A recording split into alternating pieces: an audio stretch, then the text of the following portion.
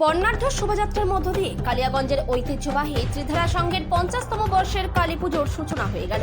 কালিয়াগঞ্জের নামের সাথে জড়িয়ে রয়েছে কালী পুজো।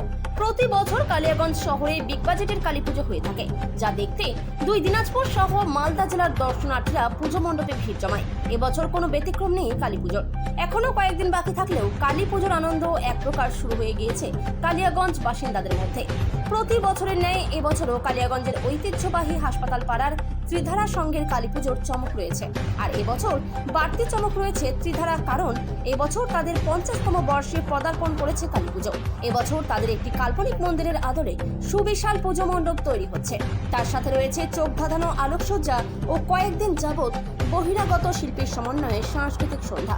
তার আগে বৃহস্পতিবার সন্ধ্যায় 50 বছর পূর্তি উপলক্ষে পুজো মণ্ডপ থেকে একটি বর্ণাঢ্য শোভাযাত্রা বের হয়। এই শোভাযাত্রা মহিলা ঢাকি থেকে শুরু করে মহারাষ্ট্রের ঐতিহ্য ভাঙড়া ছিল শোভাযাত্রায় সভার মূল আকর্ষণের কেন্দ্রবিন্দু, যা দেখতে শহরের রাস্তার দুই পাশে সারিবদ্ধভাবে দাঁড়িয়েছিল শহরবাসীরা। এই শোভাযাত্রা কালিয়াগঞ্জ শহর বিবেকানন্দ মোড় দিয়ে সুকান্ত মোড় হয়ে কালীবাড়ি হয়ে পুনরায় পুজো মণ্ডপে ফিরে আসে। অপ্রীতিকর ঘটনা রুখতে প্রচুর পুলিশ মোতায়েন ছিল শোভাযাত্রায়। এই বর্ণাঢ্য শোভাযাত্রা কালিয়াগঞ্জের মানুষকে উপহার দিল, কি বলবেন? দেখুন, আমি একটা কথাই আপনাদেরকে গতকালও বলেছিলাম যে ত্রিধারা হচ্ছে একটা ঐতিহ্যবাহী ক্লাব এবং ত্রিধারা হচ্ছে একটা ব্যান্ড। কালিয়াগঞ্জবাসী দীর্ঘদিনের আশা ছিল যে নতুনত্ব কিছু দেখবে।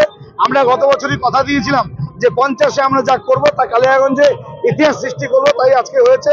মানুষের ঢল আছে, মানুষ আমাদের সাথে আছে, মানুষের আশীর্বাদ আছে, ভালোবাসা আছে। আমরা বিভিন্ন জায়গার থেকে বিভিন্নভাবে লোকজন নিয়ে এসেছে, কালিয়াগঞ্জবাসীকে উপহার দিলাম।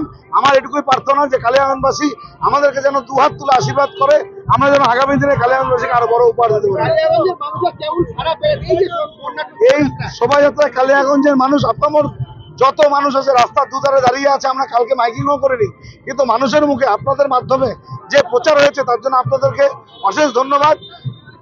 প্রচুর লোক সমানে ফোন করে যাচ্ছে, এত সুন্দর প্রোগ্রাম, এত ভালো উপহার কালিয়াগঞ্জবাসী কোনোদিন পায়নি। রেখেছিলেন মানুষের কাছে?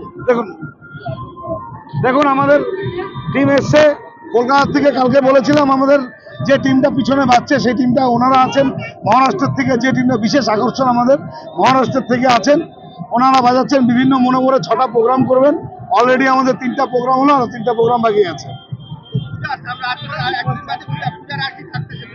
পূজার দিনে প্রতিদিন নতুন চমক, নতুন দিন আপনারা আসবেন, নতুন নতুন বলবো।